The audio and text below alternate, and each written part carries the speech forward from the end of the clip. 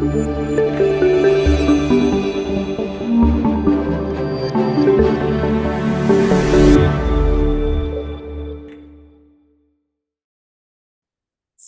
I'm absolutely delighted to be joined today by the lovely Caroline Rose from the Yoga Hive.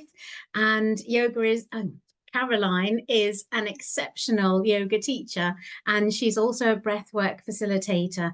And she works particularly with an emphasis on the nervous system and in sensing and feeling what feels right for people in their bodies as they work with yoga. And she works in a very trauma-informed way, particularly using a form of yoga called TRE, which is trauma resilience embodied yoga, which I'm hoping that we're going to hear a lot more about in a minute. But she supports people to let go of stress and to let go of trauma in the body. And she helps people to learn how to feel safe in their bodies. And she uses TRE yoga and restorative yoga and yoga nidra to do that. So welcome, Caroline. It's absolutely lovely to chat with you today. I'm hoping that we're going to get into all of that in a bit, but I wondered whether, just to start with, you wanted to just tell us a little bit about what brought you to yoga and what yoga means for you in your own life. Yeah, so thank you. It's lovely to be here as well. So thank you, Deborah. So my journey with yoga probably started 24 years ago, 25 years ago, somewhere along that line. I'd actually been on a trip to Sri Lanka and saw kind of people practicing, and I just sort of made my own thing up on the beach, and I've always loved movement, so it felt quite nice, but didn't do anything with it. And at the time I was working as a paramedic, and I fell down the stairs with a patient the whole way down and really damaged my back, and a lot of long-term damage there. So I spent quite a long time off work. When I tried to go back into work, my back went again. So I was put on lots of sort of strong medication, physio, all of those sorts of things. But innately, I knew that if this was going to be something that was chronic, I needed to be doing more with that. I think if anything's chronic, there needs to be a structure sort of throughout your life. So I actually started adult ballet again, and I started a yoga class to try and work with that, get my core strength up as such. And the first yoga class I went to, I was like, something's just happened. Like, what was that?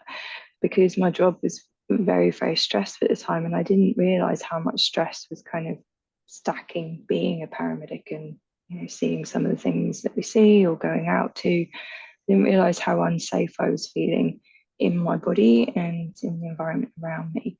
And so my yoga journey sort of went from there, and I kind of came in and out of it. So I was working shift work, so I couldn't always go. And then really it sort of amped up when I moved to Milton Keynes, and my Crohn's disease. So I have Crohn's disease as well.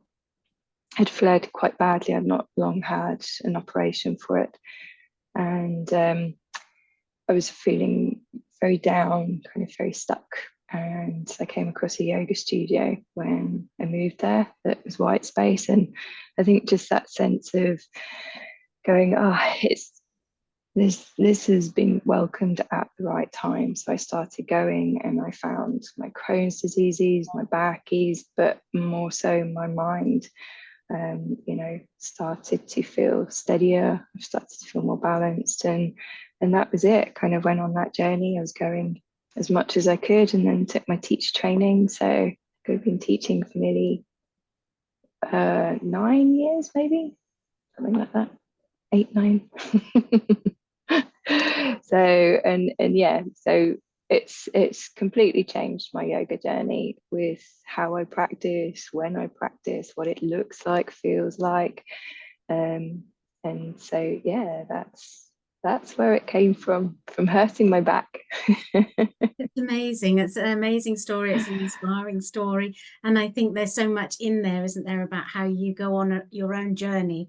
It's not until you experience difficulty and something happens like that accident, which kind of triggers you on a journey of exploration. And that idea that if you've got to live with something long term, you've got to find coping strategies that work for you.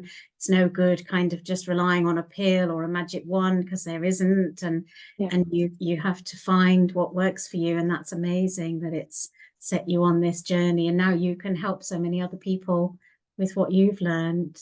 It's brilliant.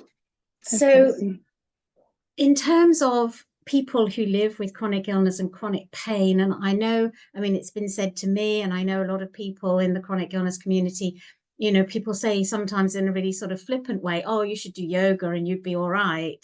And I think there's, you know, that there's a difficulty there, isn't there? And some people feel that that's like, you know, being presented as a magic wand, and it's not really like that. That's not what it is it? How do you feel that yoga can help people with chronic illness and pain? What do you feel are the benefits?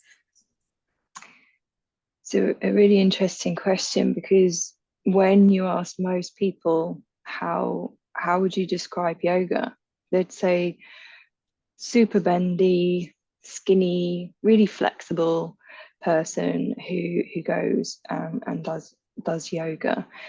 And I think we need to move away from that, because there are so many different variations to yoga, different styles, different practices.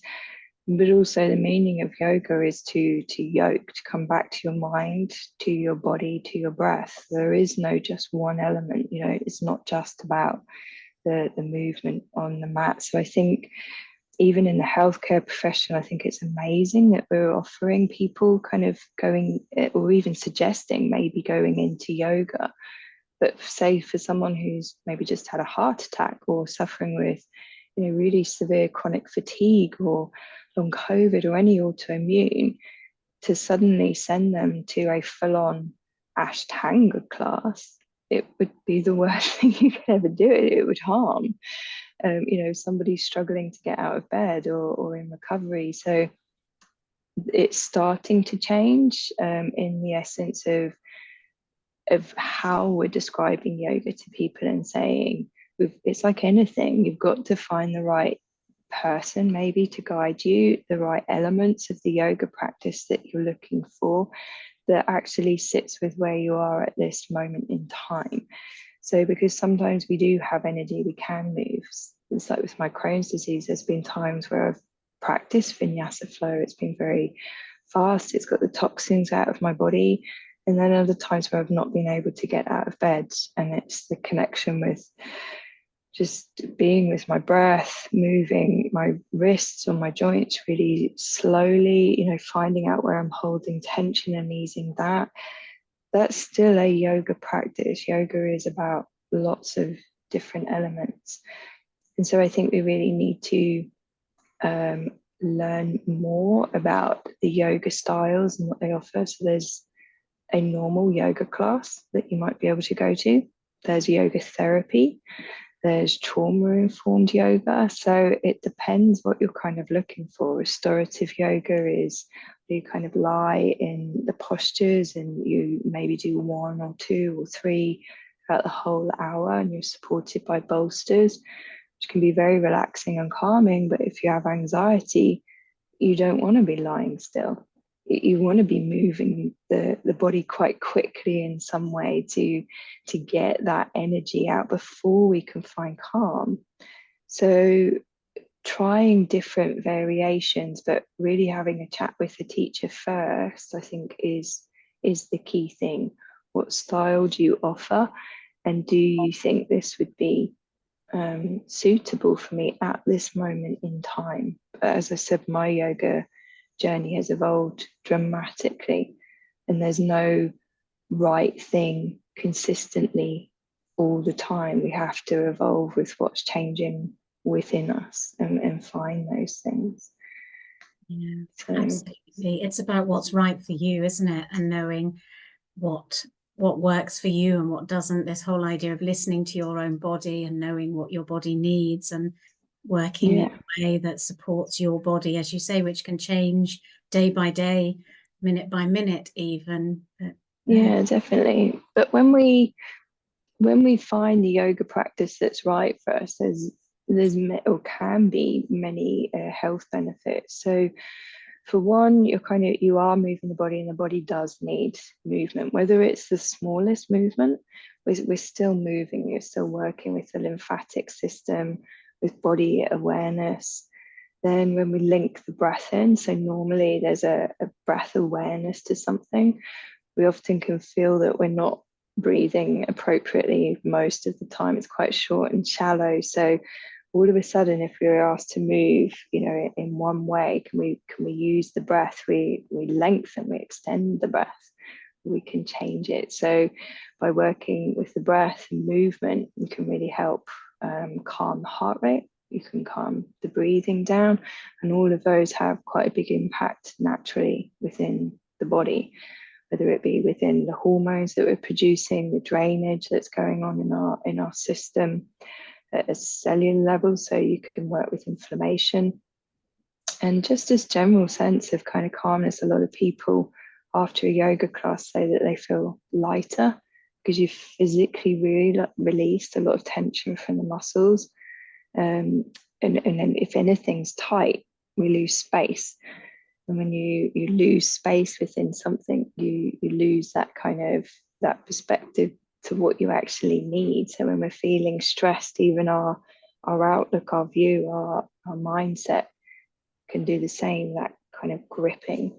There's no space, there's no space to breathe, to start again, to say, what is it that I actually need? So yoga really helps you to connect in some way, shape, or form with you, and it also can give you just that time out for yourself. So many people are busy rushing around all over the place, but when you have this mat to work from, like your little island, your sanctuary, it's also that non-negotiable self-care of saying, actually, this is time just for me, as well, to do whatever I need. Yeah, I think that's so important, isn't it? Whenever we live with, particularly when we live with pain or illness or a health condition of some sort, it's so important to dedicate time to self-care practices and to doing that work that you've just described there, where you go within and feel what you need in your body. And there's that idea of the practice sort of connecting the mind and the body together. Yeah. Mm. And that's key, because we do have a lot of disassociation from the body. So again, that's why some practices we need to navigate which ones feels right, because to go in and become aware of the body, if we haven't been, or it doesn't feel safe, or especially if you're suffering with chronic illness in some way, to suddenly sit within a place that feels maybe uncomfortable, is causing us pain, or is not doing what we want it to do, can be really, really challenging. And we can feel that resistance as well. So things like the tray are kind of looking at, okay, can we offer ourselves that opportunity to maybe go in with a little bit of curiosity, and offer that space, that part of us, a bit of time and attention, and a part of me feels this, but then we come on to another part, something inside me feels this as well. So we start looking at the whole of us, as well, and so yoga offers us that opportunity, bit by bit by bit, kind of tiny steps as well, saying that you can step away from it, you can move and shake and do whatever you need, and then step into, okay, how can I hold space for what's going on within me? And it isn't always about smaller, calmer movements. Sometimes we actually need the bigger practices to feel and sense back into the body. A lot of the time there can be real numbness within the body too, especially if we're in pain. A lot of the time our body cleverly designs that, where it lowers the pain, but then we're in dorsal vagal response, which is this kind of shut down. So if we're disassociating from the pain, we also then disassociate from a lot of other things too. We stop allowing other things in, like joy or happiness and all those. So it can feel quite a numbed experience sometimes. Yeah, I think that's really That's really quite common, I think, with people who live with pain and illness, is we do disconnect from our bodies because it's not a safe place to be, and it's not a happy and comfortable place to be. And it's natural in a way, a survival instinct, isn't it, to Yeah. step away from that and shut it off. And as you say, that then leads to a state where we're in, shut down from lots of things, which can be quite a traumatic state. And it's beautiful in the way that yoga works, that you can gently and slowly reconnect with your body. So talk a little bit about the tray and what is the connection between the body and trauma, and how does yoga work with that? Yeah, so in the yogis, years and years ago, they really kind of sat with the body, the breath, and the mind, and saying what is going on here. And so they figured out lots of ways to connect back into the body. Our fast-paced world now, with lots and lots of sensory overload, has kind of taken us out of the body a lot. So our focus is outwards rather than inwards. And so Trey kind of really asks you to look at the outside and the inside and see if we can find some form of safety somewhere. And so I know for me, with my job as a paramedic, sometimes I didn't feel safe on the outside, and yoga made me then realize, oh, I need to come inwards to find safety. But because of Crohn's disease, also endometriosis, I thought, but my body doesn't feel safe either. So where's the safe space? And I guess with all my learning, that's what led me to Trey, was to go, well, where is the safe space? How do I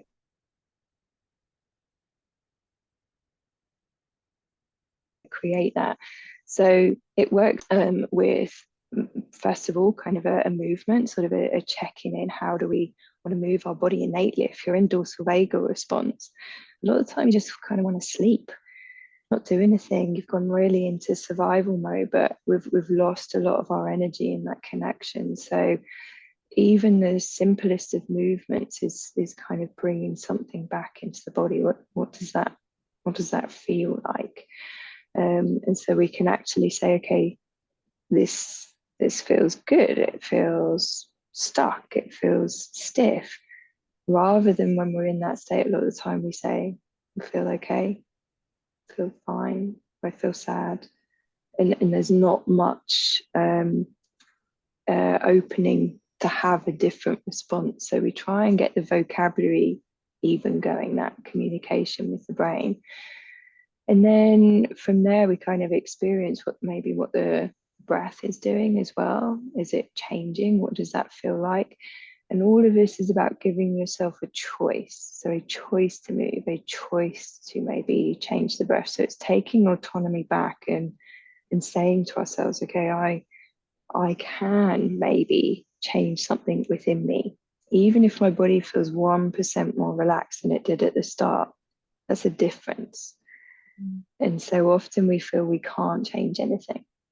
And then it works with things like the IFS, which Dr. Richard Swartz kind of talked about, which is the something within me feels this, a part of me feels that. And then we really sit with it. No wonder it feels this, no wonder. What does it need from me now? And is it, a soft kind of touch or massage, or actually there's a lot of frustration in there, I need to shake it? And so there's lots and lots of different options in how we kind of move, we breathe, we maybe think. So the first part is awareness as well, with the mindset. So mindfulness in that sense. And then we take it into the embodied approach, which is then going in. And so in mindfulness, we try not to change things, and correct me if that's wrong, but we sit with an awareness of this is how it is. And then the embodiment goes that one bit lower to say, okay, if you could change something, what would that be? And what would be the smallest step towards it? I feel stressed right now. Okay, well, where are you feeling that stress? Okay, here, right in my heart center. Okay, so is there something I can do? Can I hold that area? Do I need to expand it or breathe deeper? Do I need to go the other way and kind of hunker in and feel like I'm protecting it? Is there something I can do and visibly, mindfully watch that change as well? So we really sit with that and start to regulate. So we also work with something called a window of tolerance. Like, where is our window of tolerance? Is it really narrow at the minute, which means that anything kind of throws us outside of that window of tolerance where we feel like we can't cope? Coping mechanisms are very, very tiny. And so we work with seeing if we can widen it and come back in and widen it. So nothing's ever quick kind of moving. And it takes time. This is what we were saying earlier. There's no one magic pill, no quick fix, saying do yoga and it will, be your magic cure is not the case. There's lots and lots of modalities, but it's what's right for us on the day, what we have the time to be able to do, the focus to be able to do.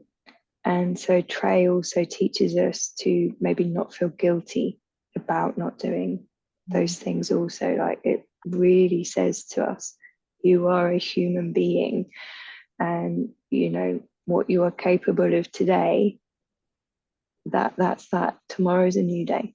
The next day is a new day. Let's reevaluate that. And so it asks us to reevaluate all the time.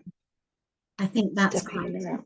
Yeah, a big part, isn't it? With chronic illness, we beat ourselves up because we can't do everything all at once. And this idea of self-compassion and accepting of where we are on any given day and working with that within our own limits and being okay with that. It's really powerful, isn't it?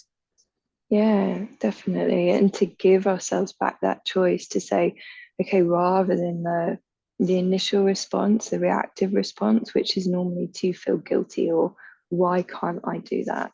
I know I can do it. Why can't I do it today? Or why can't I be this? Or any of those things. It asks us, or it works with, let's be more reflective rather than reactive, because they are conditioned kind of habits. So it also looks at changing patterns and habits very slowly to say, okay, can we take that autonomy back and a sense of choice, even if it's one thing? Like today, my one thing was, okay, I don't physically want to move my body much today, but I want to drink more water. That's what my body was telling me. So we get to listen to the wisdom that's actually in the body. The brain's great at holding knowledge. And so what can happen is we start learning all these wonderful things of everything that can help us.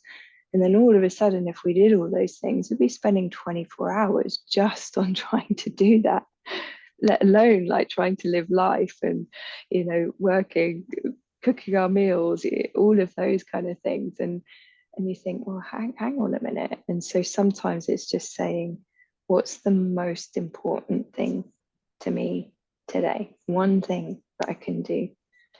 What do I most need? That idea of body wisdom and listening into the body is so powerful, isn't it? I think that's one of the things that I learned from you is, listening to your body and reconnecting with that wisdom that's in the body. And this idea that we do perhaps hold on to traumatic things that have happened to us and chronic illness, in parts of our body, and being able to release that through yoga, through movement. It helps to release some of what we're holding on, because that can cause additional suffering and additional pain and illness, can't it? So Yeah, definitely.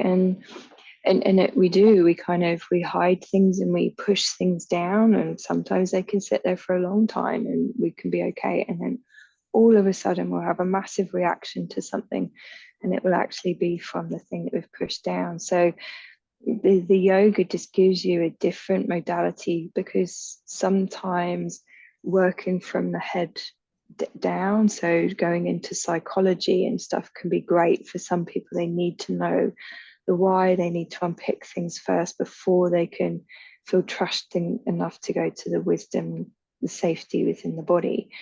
But for some people, talking about the traumas, whatever that may be, whether it be from chronic illness or abuse or injury, trauma is something that is not seen and not witnessed. It's something that we often keep sort of tucked down and away or feel shame about as well. So though sometimes talking about it isn't the right dynamic, so we need to look at different ways in how we can release it.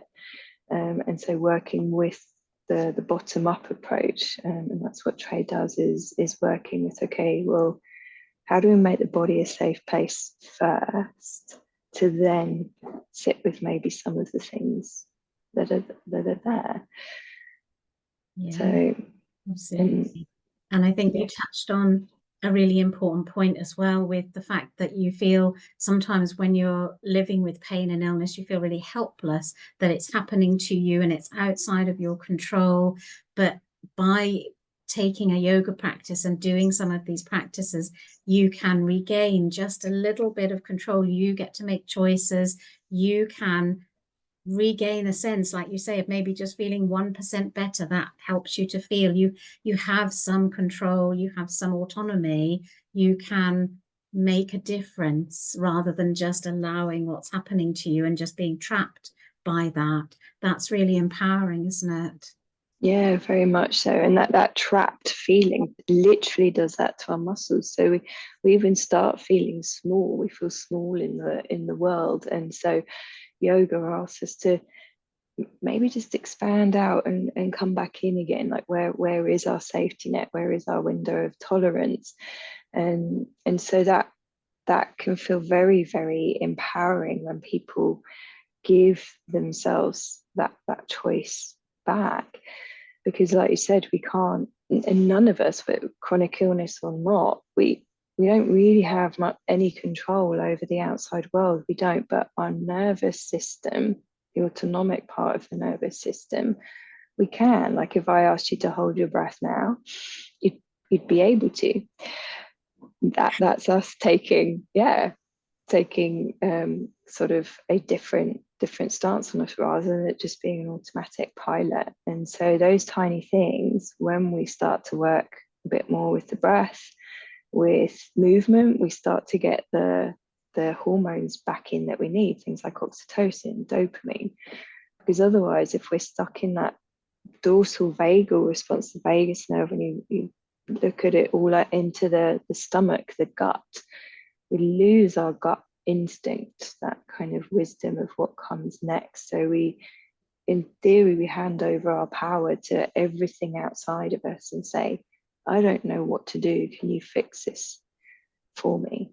And instead we go, okay, maybe the healing is what comes from in here. My body already knows, but I've trapped it so much it doesn't have a voice and it can't speak. So what can I give it a little bit of room to start listening into that again? And that, like I said, that takes time. It's very gentle steps in and out. It's not always easy to do that.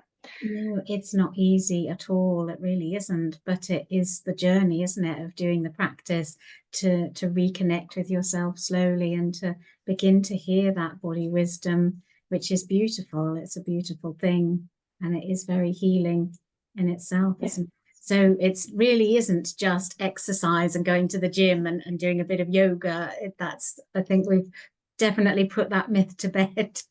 Yeah. There's far more to it than just exercising. Yeah. And we, so in Trey, kind of, you give yourself space and just to do whatever you feel right. So there's no right or wrong here in any of the movement. It's a what's the next right action for you, and so I can guide. But then at times I'll say, okay, what's the challenge? Like what's the kind of feel the resistance and things like that, and then you can come out of it. So from the dorsal vagal response that takes you into I can't.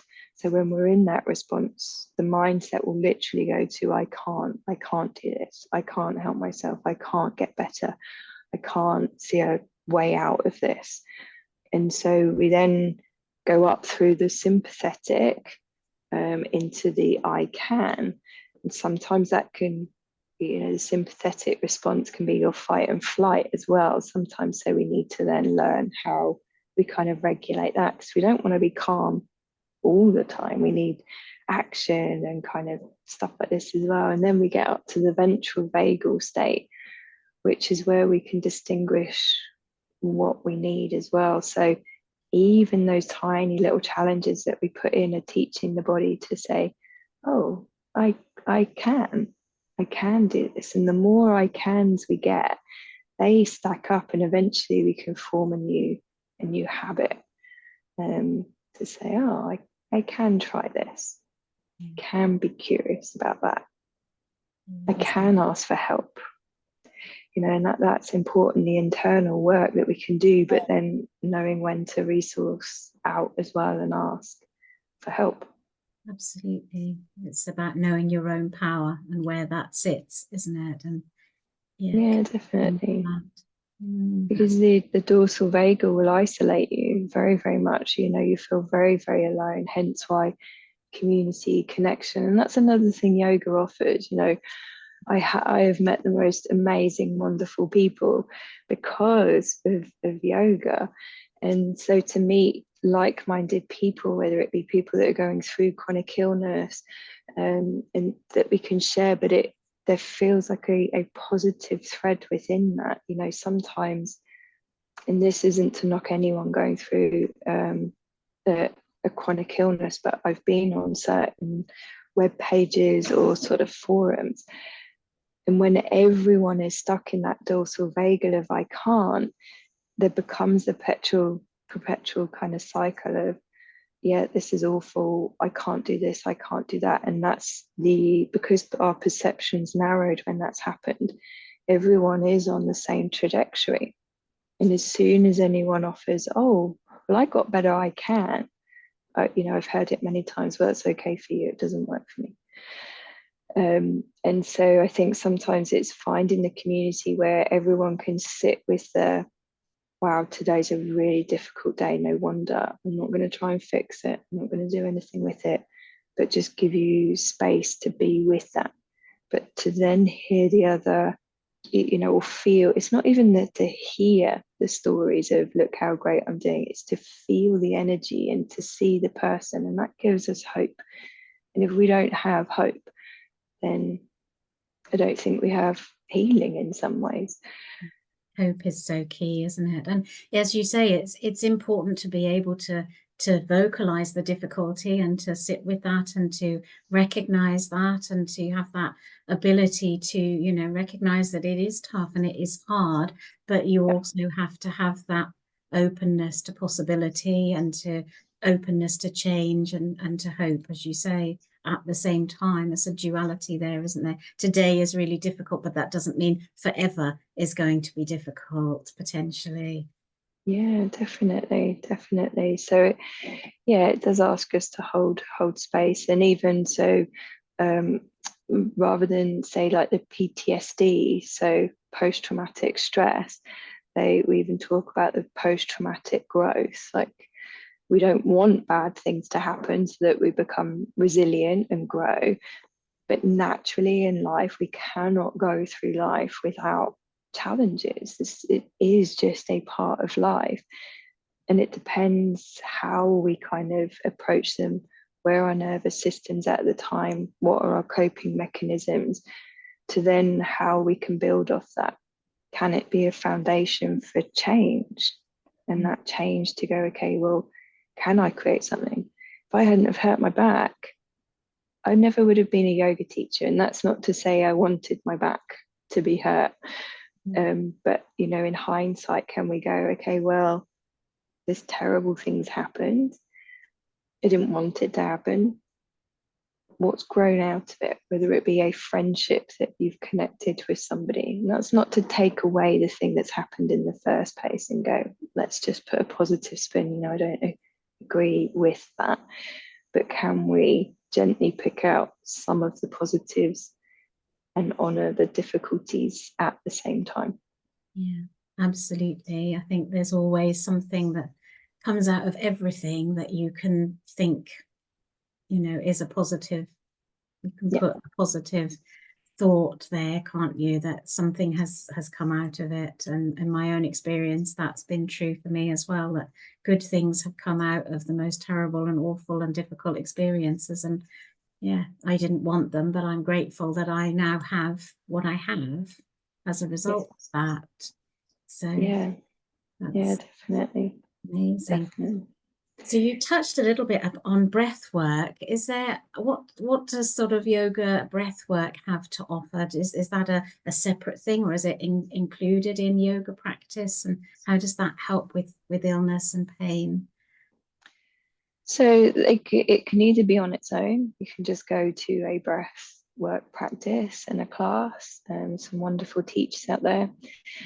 Or in yoga, you would try and link the breath in some way, whether it be that they carve out time to sit there and do a certain breath practice, or you would be guided with, breathing in, maybe take the arms up, breathing out, taking them down. So you try and follow it. The importance with the breath is never to over stress it. So most of us are short, shallow breathing. And so the last thing you want to do is put too much emphasis on you must do the breath in this way for it to be effective. We need to build up to that, because most people don't realize that their breath isn't effective now. We're short, shallow breathing up here. It's just enough to kind of get us through, but we really need to be breathing down. You know, the alveoli and the lungs are so the sacs that take in the oxygen, and then that is transported kind of around the body. They're at the base of the lungs, and this wonderful part of your body, the diaphragm, is the bit that needs to be moving. So as you breathe in, the diaphragm moves down and pushes down into the abdomen, helps your metabolism. So we need that to get rid of the toxins. And most of us nowadays are sitting way more than we should be. We shouldn't be sat this much. And so we're really constricting the abdomen again. It's not moving. We're not getting rid of and eliminating the stuff that we need to. So these toxins are forming. And so the breath, even in itself, is so important physically for the body. And you want to create space within the lungs as well. And if you take a deep breath, can you feel your muscles even just kind of stretching a little bit? So the deeper the breath, you actually get a stretch, and then that exhalation is what leads to calm. So the inhalation is all about energy coming in. When you think about the breath, it's the one thing that's keeping you alive. If you weren't breathing, you wouldn't be here. So that inhale is, I'm taking in this life right now at this moment in time. And the exhale is the surrender to kind of let that go. And as we let go, we feel the muscles relax. And so what's happening now, even if you were to hold your breath and kind of hunch your shoulders, most people at the desk are holding their breath way too long, or in and out through their mouth. There's no movement in the body. And then we wonder why when we get home, we feel terrible and we're craving sugars and salts. Because if you're not breathing effectively, you set up a vicious cycle. So we're not getting what we need in the body. So the body's trying to get its fuel from elsewhere. Hence, it's trying to get a quick fix to give you energy. Sugar, caffeine, salts, all of those kind of things. It's suddenly craving that. So rather than just doing 5 minutes of breathing and going, okay, I'm going to get my energy in the way that we were designed to do, we go and reach for something that we then eat. And because we want a quick fix, it's often not a great thing that we've maybe eaten, and we're eating it on the go or rushing around. And then insulin spikes, glucose, all of those kind of things happen. And then they dip. And so we start this vicious circle where the body then doesn't want to move as much. It gets sluggish. We're not breathing as much. We're craving all those kind of foods that aren't necessarily good for us. We get stuck in that habitual pattern. And so sometimes if it feels hard to create movement in the body or work with certain things that you're eating, the first thing to come to is change the breath. Change the breath. So And powerful and fundamental. Mm. Absolutely, absolutely. And even from just breathing, trying to just breathe through your nose rather than the mouth, we need that filtration. So even working with the oxygen, carbon dioxide, nitrous oxide within the body is important to how the rest of the body works, because stress, if it's left, goes to oxidative stress in the muscles, which then obviously turns into eventually inflammation and into disease, all of those kind of things in the first place. So if we already have disease, the last thing that we want to be doing is then adding to that. So things like the breath work can really help with that. But just in general as well, like the exhale, lengthening your exhale is calming. So knowing those simple things that you can do. So I teach even in my class, just take one deep breath and feel like that's your key to starting again, a new beginning. That, okay, what do I need to do? And what that does is that creates a pause. And in that pause, we get to see what reaction we actually want to make, rather than the very fast-paced one that often can come. And that's when our decision making starts changing. When your decision making starts changing, we can get to feel and sense what's the right decision for us right now, rather than the habitual one. Yeah, back to that body wisdom again. It's connected to the breath again, isn't it? And Completely. I think what you were saying there about, constricting and when the breath changes, that can happen when we become chronically ill as well, that sort of stress state, and we are in pain, or we're immobilized for a period of time, and we go in and then we're not breathing deeply and expansively, and then that can trigger that cycle, and it all adds in, doesn't it? It can become a downward spiral. I think it's so powerful that maybe people who are really suffering with fatigue, and maybe they feel that yoga is beyond them and even the smallest movements, but just being able to do breath work is a way in, potentially, to just be able to start breathing properly and effectively, and just know that that can actually be powerful on its own. Yeah, just the breath awareness. So you don't even have to change the breath. But they say in yoga, if you want to get to know yourself, get to know your breath. And because your breath will tell you everything about what's going on for you at that moment in time. So even not changing it, but witnessing it. So again, in Trey, we do a lot of that. Witness the breath. What does the inhale feel like? The exhale feel like? What are the pauses like in between? Is there tension when you're doing one, or does it feel stuck? And is there anything you can do to change that slightly? Is there anything that kind of calms? Because, and again, the breath can be a difficult one, because when we're in pain, or we've had a lot of maybe trauma and disconnect or grief, we don't want to feel it sometimes. And breathing makes you feel things. So even if you were to take a deeper breath now, you can feel more in you. So what happens with the breath, and why we go short and shallow, is when we're even just low-lying stress, that chronic stress, the breath gets smaller and smaller and smaller, because we don't want to feel that things are going in the wrong direction, because that means we have to make a change, or we have to acknowledge something. And sometimes that's too painful to do.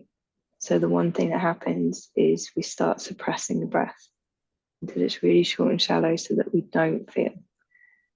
And so even working with the breath very gently to say, okay, is this something that I can bring feeling, sensation back into? Even simple things like, okay, my head is just racing all the time. And when we're short, shallow breathing, we're kind of in we're keeping everything up here. You know, we think about anxiety, you often get everything up in this topward bit. So learning to breathe back and down, or even towards this imaginary breath towards your feet. So you kind of breathe in and say to people, imagine that breath is going down to your feet, the furthest part away from your head. Does that give you a bit of space and grounding and calming by doing that? So the breath, even to where you can imagine taking it, can be very, very powerful. Yeah, absolutely. That the mindfulness focus on the breathing as well is something in mindfulness that is a big part of it. And it's, yeah, that the imagination as well is so powerful when you can put those two together. That's really powerful and really beautiful. So if people are really inspired by what we've been talking about, and they're new to the idea of yoga, and they're thinking maybe they're curious about yoga and exploring it for themselves, but maybe they've got pain or fatigue and they're a bit nervous and they're not quite sure how to start, or whether they might trigger a flare or something, what would be your advice to somebody in the first sort of stages of exploring? How should they go about finding the right yoga practice for them? Yeah, that's really, really important. So there's places like the Minded Institute in London with Heather Mason, and so they teach yoga therapists. So they train yoga therapists up. So I would say if you have a chronic illness that you're kind of really struggling with, just a normal kind of what you see advertised, weekly classes, and maybe not the right ones to go to at this moment in time until you've sussed out what it is that you're looking for. But to maybe look for a yoga therapist, or maybe to look for the more gentle sort of practices, the restorative, or anything that has the word somatic in it, or even sometimes the trauma informed, they is more about the wording and not about the actual practice itself. You can still be doing a vinyasa flow, but it's trauma informed as to how we kind of move the body.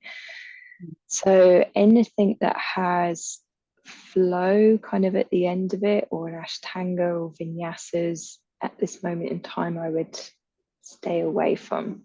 So a hatha, they could potentially try eventually, but my biggest thing would be to speak to the teacher, and maybe if it's accessible, look at one-to-ones. But they're trying to get yoga into more doctors' surgeries as well. So looking and asking, or with whatever autoimmune you have, there's a charity normally around that one thing. And so asking them, is there any yoga that is actually geared towards what I have as well. So I think just speaking to the yoga teacher first and foremost and explaining, and then giving it a go. And sometimes actually I was very kind of skeptical about teaching online, but actually it's worked really, really well for people with chronic illness, as long as, and they can have their cameras off as well. But it gives you that safety net of going, well, maybe I could try an online class with a live teacher. So try maybe not to do the ones that are already kind of put up, unless you know the teacher and you know their style, because you don't want to hurt or injure your body going too far. But explaining to the teacher, and then you can have your camera off if the teacher will allow that. And you can come in and out at your own pace and kind of get a gauge and feel safe. You have to feel safe going in. It's as simple as that. So whether it be that you make a connection with the teacher beforehand, or the space, the environment that you're in, or the people that you're going with, so maybe try it out with somebody else as well, can just give you that.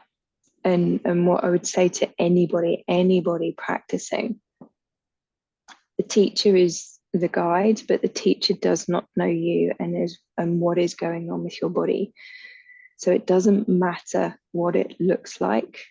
It has to feel like the right thing for you. If you need to come out the posture or to do something different, really, really, really respect your body, your energy levels, and where you're at that day.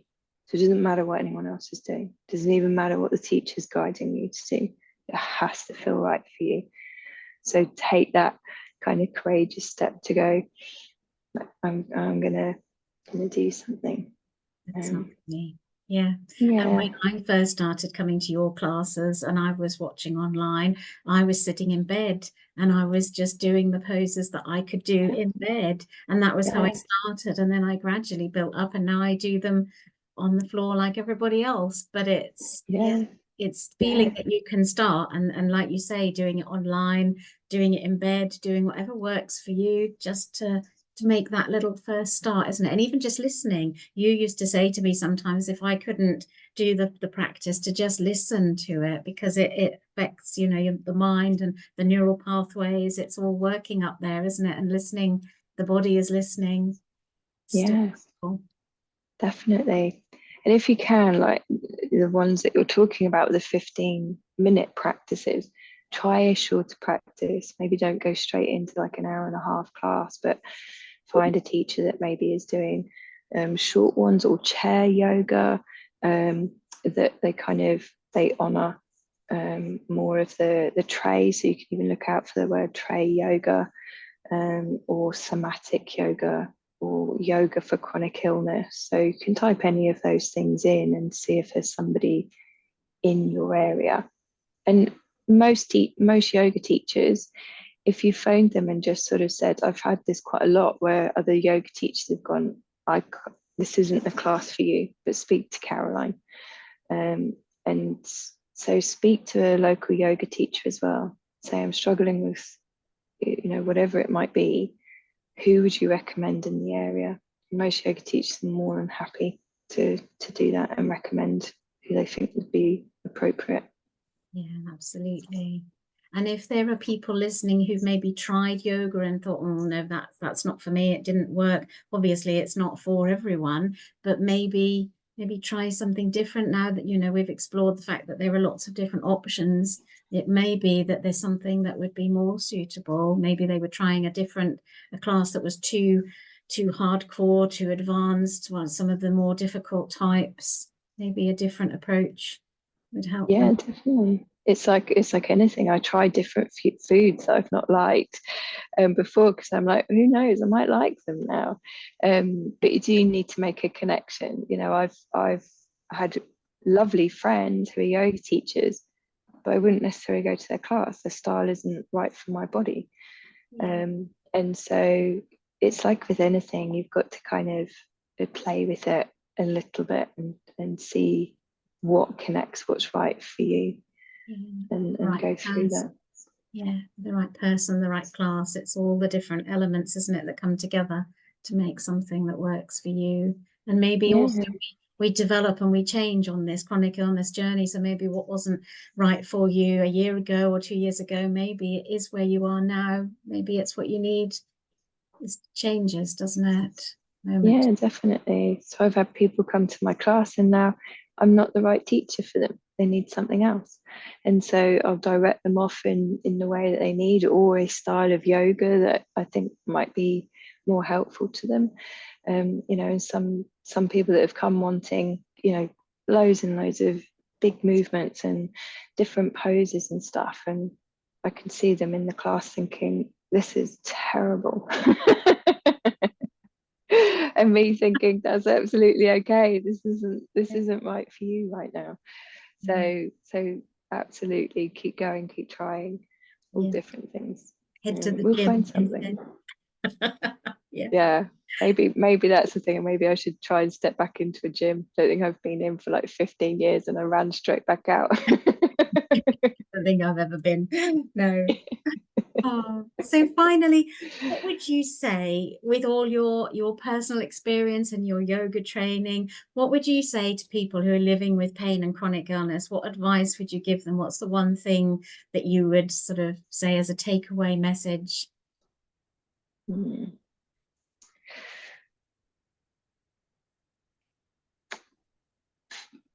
I guess what's helped me is take things day by day. No day is ever going to be the same. Everything is always different. So taking things day by day as they come and dealing with them in the present moment, I think is the way forward. Baby steps.